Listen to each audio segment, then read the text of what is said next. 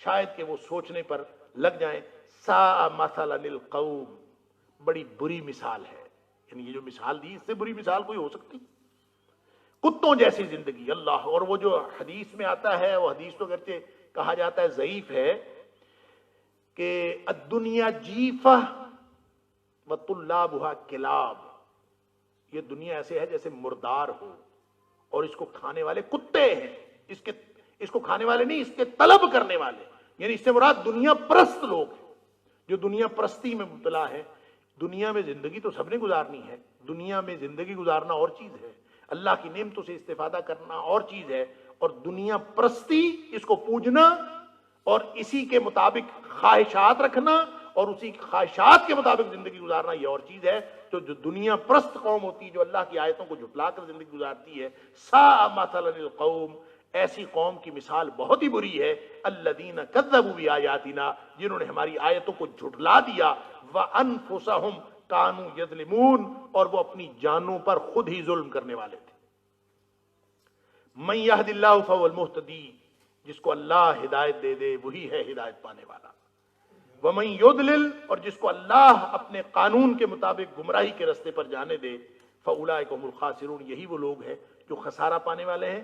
گمراہی کا راستہ بھی اللہ نے بنایا ہے، اور جو ہدایت کا راستہ ہے وہ بھی اللہ نے بنایا ہے. اس اعتبار سے اللہ تعالیٰ، نبی پاک صلی اللہ علیہ وسلم فرماتے، ہر خطبے میں پڑھا کرتے تھے، من یہد اللہ فلا مضل لہ ومن یضلل فلا ہادی لہ.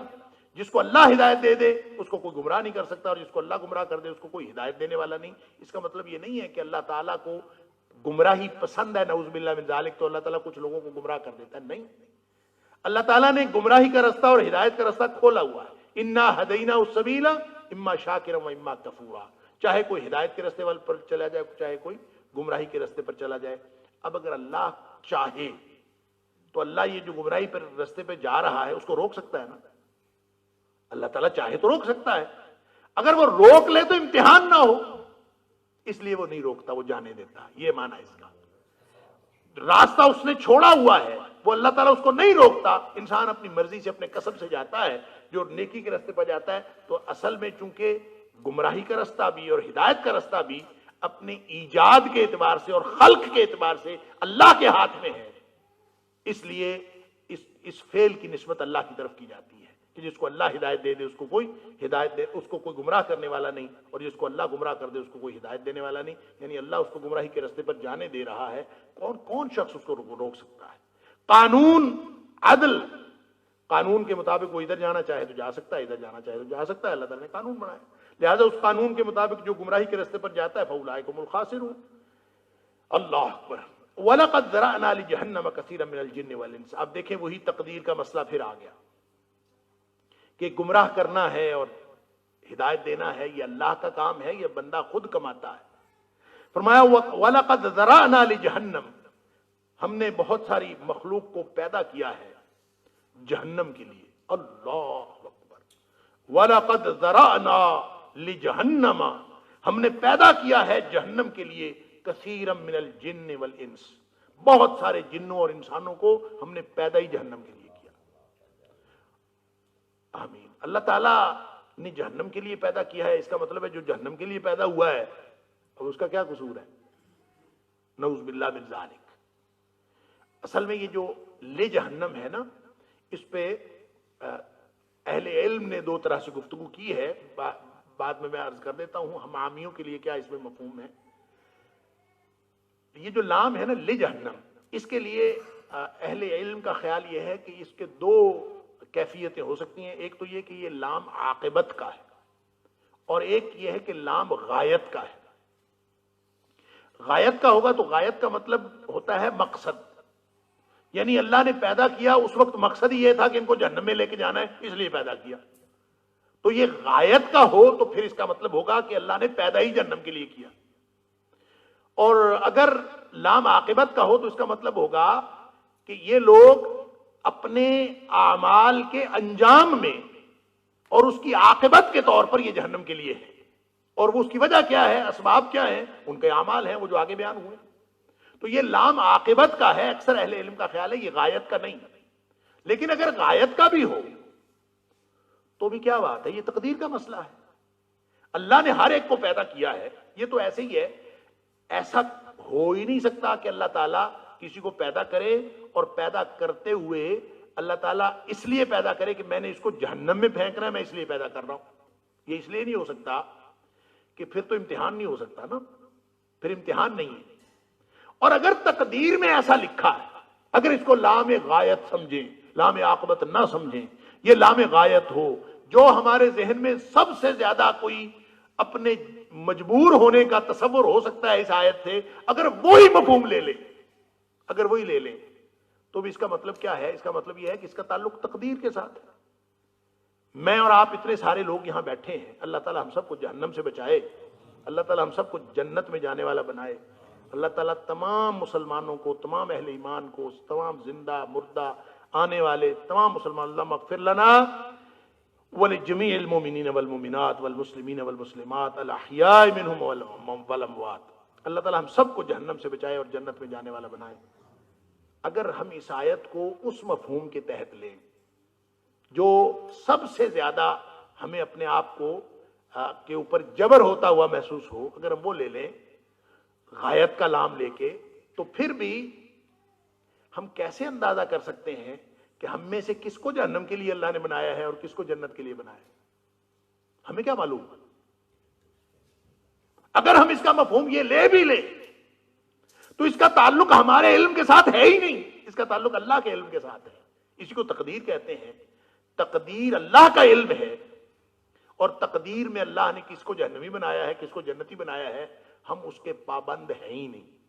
ہم پابند ہیں شریعت کے، ہم اس تکوین کے اور اس تقدیر کے پابند نہیں ہیں.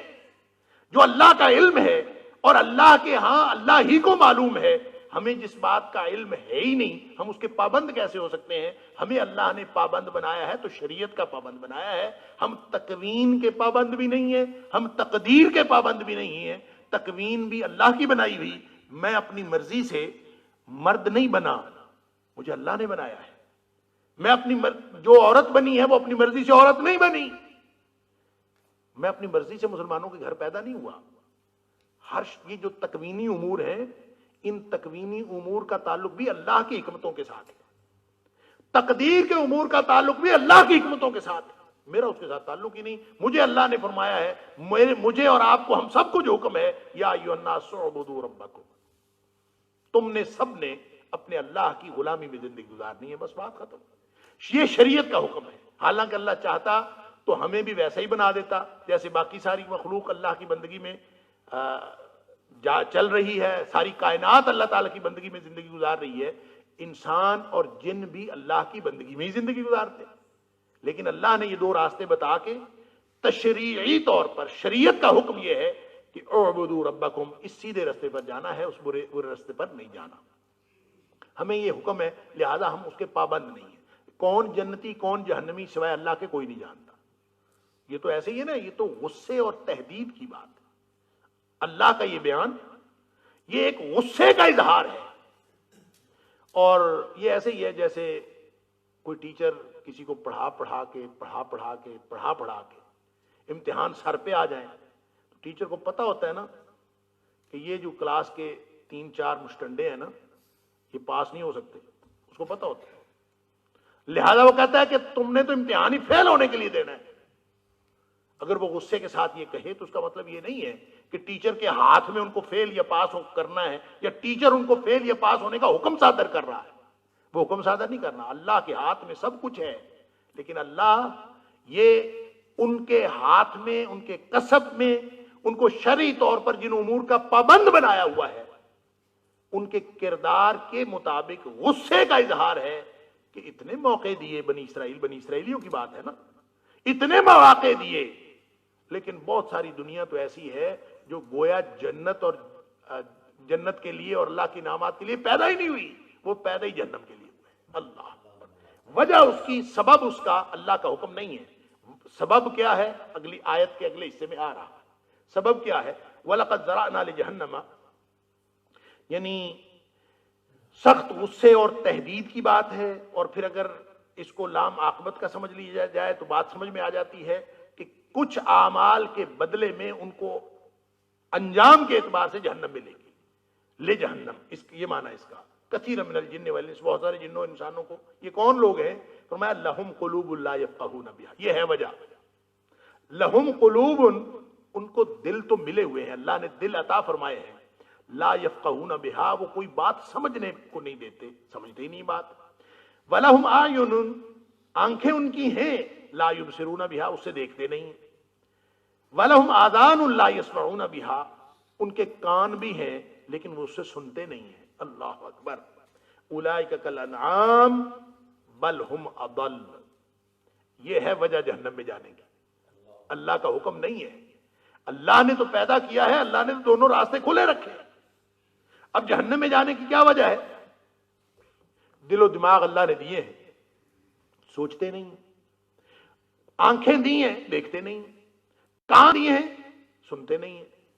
اولئک کالانعام، اللہ تعالیٰ فرماتا ہے کہ یہ چوپایوں کی طرح ہے، مویشیوں کی طرح ہے، ڈنگروں کی طرح ہے، بل ہم اضل، بلکہ اس سے بھی گئے گزرے۔ اللہ اکبر۔ اس کو ایک تو اس طرح سے انٹرپریٹ کیا ہے مفسرین نے کہ جب اللہ نے فرمایا کالانعام، یعنی یہ بڑا خاص اسلوب ہے اللہ کے بیان کا کہ اولئک کالانعام بل ہم اضل۔ حالانکہ اگر سیدھا فقرہ ہونا تو یہ ایسے ہونا چاہیے کہ اولئک اضل الانعام، یہ مویشیوں سے بھی گئے گزرے ہیں، یعنی اضل الانعام مویشیوں سے، ڈنگروں سے بھی زیادہ گئے گزرے ہیں، ان سے بھی گمراہ ہیں، یہ کہا جا سکتا تھا، لیکن اللہ کریم نے یہ نہیں فرمایا، فرمایا اولئک کالانعام، یہ ڈنگروں جیسے ہیں، بل ہم اضل، بلکہ اس سے بھی زیادہ گئے گزرے۔ اس اسلوب کا کیا مطلب ہے؟ اس اسلوب میں ایک تو جو مفسرین نے وضاحت کی ہے اس کا، اور بھی یہ درست محسوس ہوتی ہے وضاحت، کہ کالانعام جب فرمایا تو ان کی جو کتوں جیسی عادت ہے نا، اس لیے فرمایا کہ اس کو چاہے دنیا ملے، دنیا پرست انسان کی جو اوپر مثال دی کہ اس کو دنیا ملے نہ ملے، دنیا پرستی میں وہ اس قدر مبتلا ہے کہ اس پر اثر ہی نہیں ہوتا، اس کو کسی چیز کا اثر نہیں ہوتا۔ جیسے اللہ تعالیٰ نے سورہ بقرہ کے اندر فرمایا کہ آپ اس کو ڈرائیں، انذرتہم ام لم تنذرہم لا یؤمنون، ان کو کوئی فرق نہیں پڑتا۔ اللہ۔ اور ادھر سورہ اعراف کی آیت نمبر 193 میں یہی بات فرمائی، ان کو آپ چاہے ان کو بلائیں، چاہے آپ خاموش رہیں، کوئی فرق نہیں پڑتا ان کو، یہ تو دنیا پرستی میں ڈوبے ہوئے ہیں۔ تو گویا دنیا پرستی میں ڈوبا ہونے کی وجہ سے، یعنی کھانے پینے کے علاوہ اور کسی کی فکر ہی نہیں، کان، آنکھ، سمجھ، جو انسانی شعور کے حصے ہیں، جو انسانی شعور کا تقاضا ہے، وہ نہیں لیتے، کالانعام ہے۔ اس اعتبار سے فرمایا کہ یہ ڈنگروں جیسے ہیں۔ بل ہم اضل، اس لیے فرمایا، اللہ اکبر، کہ بہت سارے جو جانور ہیں، بلکہ سارے ہی جانور، کوئی بھی اللہ کے حکم کی نافرمانی نہیں کرتا، انسان اللہ کے حکم کی نافرمانی کرتا، یعنی جانوروں جیسا ہے جب یہ اپنا وظیفہ انسانیت ادا نہیں کرتا، اور جانوروں جیسا ہے جب یہ مادہ پرستی میں مبتلا ہوتا ہے، اور جانوروں سے بھی گیا گزرا ہے کہ وجود کے اعتبار سے ہر وجود کا ایک وظیفہ ہوتا ہے، یعنی جو کتے کے وجود کا ایک مطلب ہے، ایک مقصد ہے، گدھے کے وجود کا ایک مقصد ہے، گھوڑے کے وجود کا ایک مقصد ہے، چڑیا بنائی ہے اللہ نے، اس کا ایک مقصد ہے، ہر وجود کا ایک مقصد ہے۔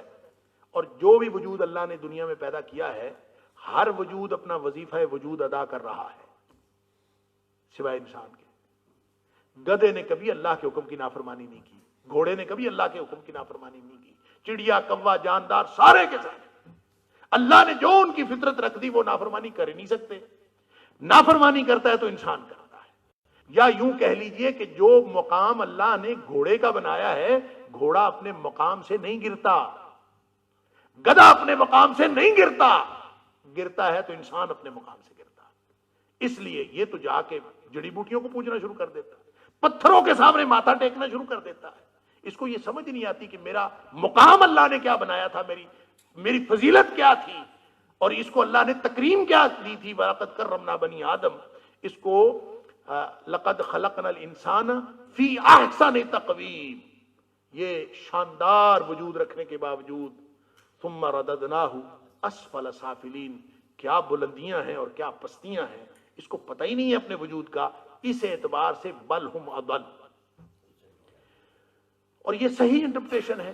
اور ایک بات یہ ہو سکتی ہے کہ اگر اللہ تعالیٰ یہ فرما دیتا نا کہ اولئک اضل الانعام، کی جانوروں سے بھی گئے گزرے ہیں، تو بات سمجھ میں نہیں آنی تھی جو اللہ نے اب سمجھائی۔ اس کے اندر بہت بڑی بلاغت ہے، اور وہ کیا ہے؟ وہ نقطہ بلیغ یہ ہے کہ جب کل انعام فرمایا نا تو ایک مرحلہ طے ہوا، ایک درجہ انسان کو نیچے گرایا کہ تو گرا ہوا ہے کہ تو اپنے شرف انسانیت کو نہیں پہچانتا، تو گدوں جیسا ہو گیا، تو کتوں جیسا ہو گیا، تو جنگل کے چوہے اور بلی جیسا ہو گیا۔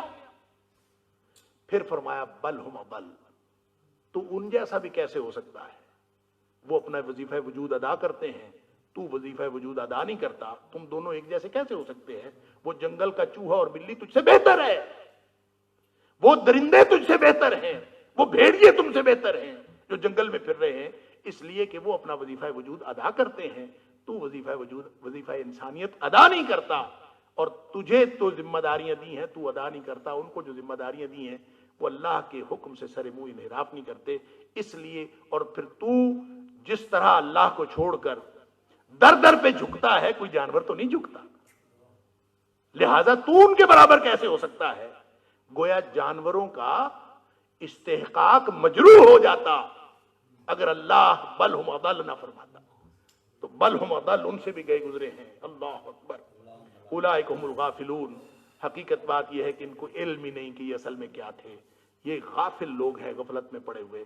اللہ تعالی ہم سب کو ایسے ہر طرز عمل سے اور ایسے رویوں سے محفوظ فرمائے، اور اللہ تعالی ہمیں بہترین انسان بنائے، اور اس طرح کا انسان مطلوب اللہ تعالیٰ بنائے جو اس کو مطلوب ہے، اور جس تقاضے کو اللہ تعالیٰ چاہتا ہے ہم سے، جو کردار اللہ تعالیٰ ہم سے چاہتا ہے، اللہ تعالیٰ ہمیں وہ کردار ادا کرنے کی توفیق عطا فرمائے۔ وآخر دعوانا الحمدللہ رب العالمین۔